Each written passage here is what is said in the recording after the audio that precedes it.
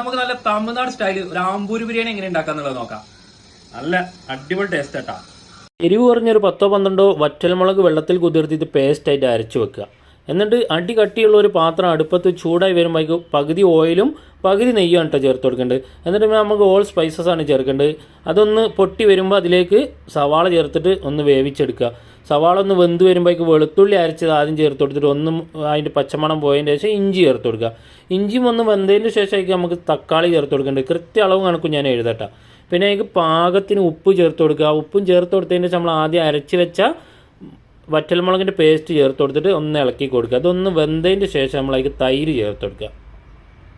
തൈര് ചേർത്തിട്ട് ഒന്ന് ഇളക്കി മറിച്ചതിന് ശേഷം അതിലേക്ക് ഒരു പിടി മല്ലിയിലയും പുതിനയിലയും കൂടെ ചേർത്ത് കൊടുക്കുക. അത് കഴിഞ്ഞതിന് ശേഷം കഴുകി വൃത്തിയാക്കി വെച്ച ചിക്കൻ അതിലേക്കാണ്ട് ആഡ് ചെയ്ത് കൊടുക്കുക.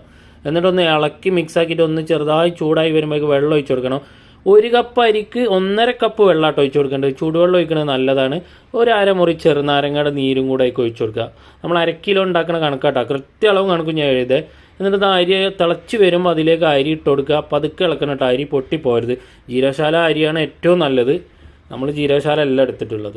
എന്നിട്ട് ഏകദേശം വെള്ളം വറ്റി വരുമ്പോൾ ഏറ്റവും ലോ ഫ്ലെയിമിലിട്ടിട്ട് ഇങ്ങനെ ഒരു ഫോയിലായിട്ട് മൂടിയിട്ട് നന്നായിട്ട് അടച്ചു വെക്കുക. അതിൻ്റെ മേലെ വേണമെങ്കിൽ ഒരു വെയിറ്റും കയറ്റി വെച്ചോളി. അടി കട്ടിയില്ലാത്ത പാത്രമാണെങ്കിൽ ഒരു തവയുടെ മേലെ വെച്ചിട്ട് ദമ്മിടണം. നല്ല 40 മിനിറ്റ് ദമ്മിട്ടാൽ മതിട്ട് അടിപൊളി